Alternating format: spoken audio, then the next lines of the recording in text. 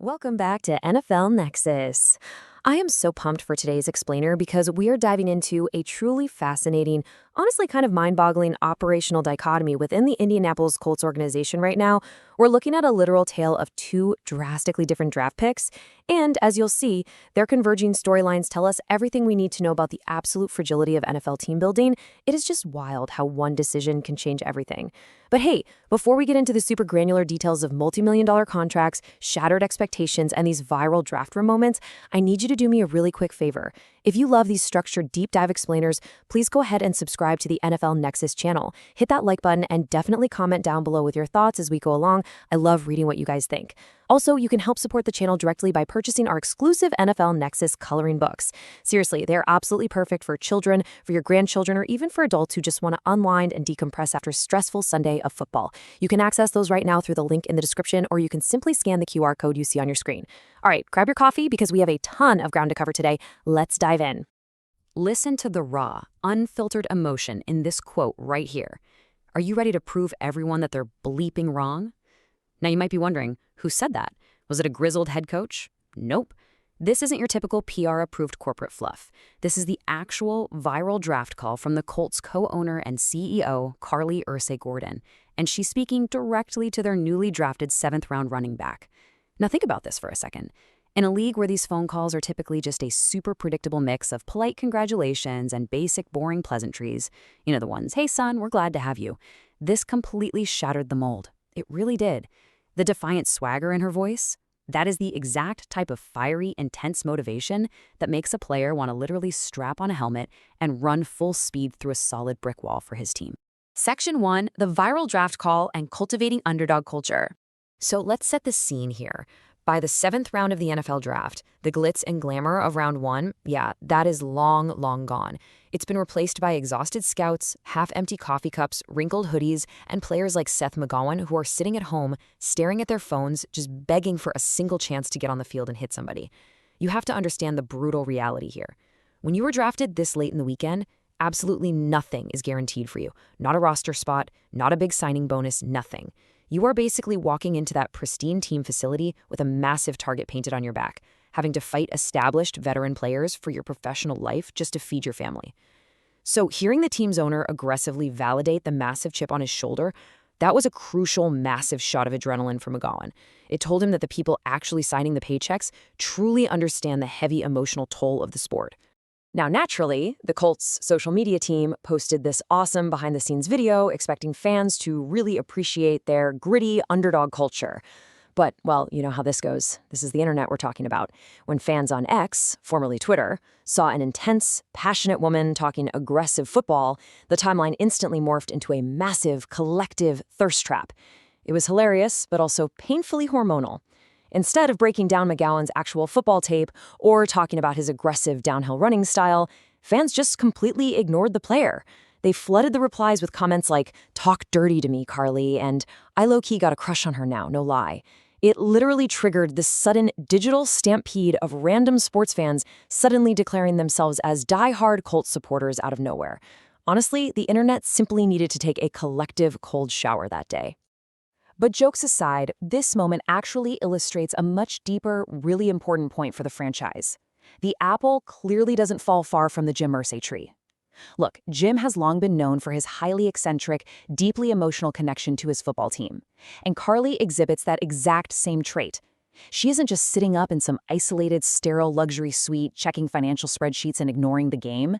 No, she is right there in the trenches with the front office. She's actively feeling the tension of the draft board as it falls. And more importantly, she's understanding the precise raw player psychology that her vulnerable 7th-round pick desperately needed in that exact moment. That matters when you're building a locker room culture. Section 2. The pivot. First-round reality versus 7th-round hype. Okay, so here is where we execute a sharp narrative pivot, because while the Colts are doing a great job building this gritty, hard-nosed culture at the very bottom of the roster with guys like McGowan, a massive multi-million-dollar storm is brewing at the absolute top of their depth chart. I want you to really contrast these diametrically opposed storylines happening inside the exact same building. On one hand, you have Seth McGowan's zero expectation, seventh-round underdog reality. On the other hand, you have Anthony Richardson. Drafted fourth overall just 3 years ago in 2023, Richardson came in carrying the astronomical, heavy expectations of being a literal franchise savior. He wasn't brought in to scrap and fight for a depth chart spot. The late Jim Irsay heavily championed him to be the face and the leader of the entire organization. And today, that reality is completely, utterly shattered. Section 3, the data-driven downfall. So why give up on a former fourth overall pick so soon? Well, it's rooted in undeniable, cold, hard data. And it starts with this massive number right here, $22.48 million. Under the NFL's collective bargaining agreement, first-round picks have a team option for a fifth year. For Anthony Richardson, that 2027 option comes with a fully guaranteed, locked-in price tag of nearly $22.5 million. And General Manager Chris Ballard in the front office? They are quietly, yet officially, declining this option by Friday's deadline. You guys, this is huge. It is an institutional admission of failure regarding that incredibly high draft pick. It's a decision driven entirely by the sheer financial weight of guaranteeing that much money to a player whose performance simply hasn't warranted anything close to it. And why exactly is the front office hesitating to pay him? It basically all comes down to his 2024 completion percentage, an absolutely abysmal 47.7%.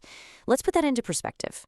In a modern, pass-heavy NFL, where extreme efficiency and quick game accuracy are the bare minimum baselines for success, a completion rate under 50% isn't just a bad stretch. It is completely unsustainable for a starting quarterback in this league. You cannot win games completing less than half your passes.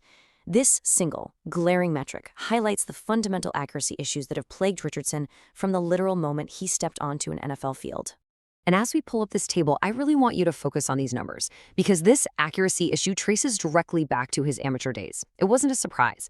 The Colts drafted Richardson fully knowing he was only a one-year starter at Florida with a highly concerning sub-54% completion rate. We all saw the tape. But the hope was they could fix it. Unfortunately, that collegiate inaccuracy didn't get fixed. It actually manifested into historical pro struggles. Look at that bottom row. In the entire 21st century, think about how many quarterbacks have played since the year 2000. There have only been exactly 8 quarterbacks who have thrown 200 or more passes in a single season and completed less than half of them. Anthony Richardson is number 8. That isn't just a slump, it's a historical statistical reality that a front office simply cannot ignore anymore. Section 4, the QB carousel and a turbulent year. But hey, the statistics only tell part of the story, right? Things really began to unravel for Richardson during a bizarre sequence of events over the last year. Let's walk through it chronologically. It started during a game in Houston when Richardson literally tapped his helmet and asked to be taken out of the game due to fatigue. You almost never see a franchise quarterback do that. That highly controversial moment prompted intense, immediate scrutiny regarding his preparation habits and conditioning, which eventually led head coach Shane Steichen to temporarily bench him in favor of veteran Joe Flacco. And the true fallout? It arrived this offseason when the Colts went out and signed Daniel Jones to a massive 2-year, $88 million extension. That move was a blaring siren. It signaled to everyone that the writing was clearly on the wall for Richardson in Indy. And somehow, the chaos didn't even end there. It just kept getting worse. Weeks after losing the starting job, Richardson suffered a freak orbital bone fracture during pregame warm-ups. Just brutal luck. But instead of activating him later in the season when he was healthy, the Colts made a move of pure, unbelievable desperation. They actually coaxed Phillip Rivers out of retirement. And when that wasn't enough, they ended up using a 6th-round rookie, Riley Leonard, to just finish out the year. The entire situation deteriorated so rapidly and became so incredibly untenable that in early March, Richardson's camp officially demanded a trade out of Indianapolis. It was the final nail in the coffin of a truly turbulent year. Section 5. A looming roster headache. Now, demanding a trade is the easy part for a player. Actually executing that trade, that is incredibly tricky business for front office. And it's largely because of this specific figure, $10.82 million. That is Richardson's fully guaranteed compensation for the 2026 season. And guys, that is a massive roadblock. Other teams around the league are looking at the historically poor accuracy we just talked about. They're looking at the bizarre benchings, the injury history, and they completely balk at taking on that $10.8 million price tag. To even facilitate a trade at this point, the Colts might legitimately have to eat a significant portion of that money themselves. It's very similar to the incredibly difficult financial maneuver the New York Jets had to execute to finally move off Zach Wilson in 2024. Because right now, the trade market is completely dead, exhaustively dead. During the recent 2026 draft, reports indicate the Colts didn't receive a single phone call inquiring about Richardson. Not one. Every potential suitor went in entirely different directions. Think about it. The Vikings needed a guy, but they opted to sign Kyler Murray for the veteran minimum instead. The Packers completely passed on making a notable addition, even despite losing Malik Willis in free agency. And the Chiefs? They decided to trade for Justin Fields instead to back up Mahomes. Literally, everyone ignored the Colts' supposed asset in favor of other, arguably much safer options. So what does that mean for right now? It leaves the Indianapolis Colts stuck in a wildly uncomfortable holding pattern that just awkwardly drags on and on. The immediate looming question is whether Anthony Richardson will actually show up to attend voluntary OTAs and the mandatory minicamp. Just imagine that dynamic for a second. How exactly does a player who has officially requested a trade integrate himself back into a locker room that has functionally and financially already moved on to Daniel Jones?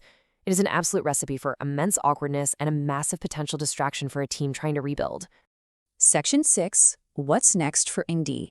And that brings our two incredibly detailed narratives back together, leaving us with one final, deeply provocative question. Can the gritty underdog culture the front office is desperately trying to build in the late rounds, the Seth McGowan culture, actually survive under the massive looming shadow of this unresolved multi-million-dollar quarterback drama? It is a stark, fascinating reminder of the utter fragility of NFL team building. As you can see, you can do absolutely everything right in the 7th round, hitting the nail on the head with culture and motivation. But a miss at the very top of the draft board creates a toxic gravitational pull that affects the entire organization. Well, there you have it. Thank you so much for joining me for this NFL Nexus Explainer. If you appreciated this deep dive into the incredibly complex roster mechanics and culture of the Colts, please support the channel. It means the world to us. Hit that subscribe button, like this explainer, and definitely comment below. I want to know, do you think the Colts will end up eating that $10.8 million guarantee just to get him out of the building? Let's debate it in the comments. And finally, please don't forget to grab an exclusive NFL Nexus coloring book. They really are perfect for your kids, your grandkids, or, let's be honest, adults wanting to unwind after stressing out about your own team's quarterback situation. You can use the link down in the description or just scan the QR code right there on the screen. Thanks for hanging out, and I'll see you in the next deep dive.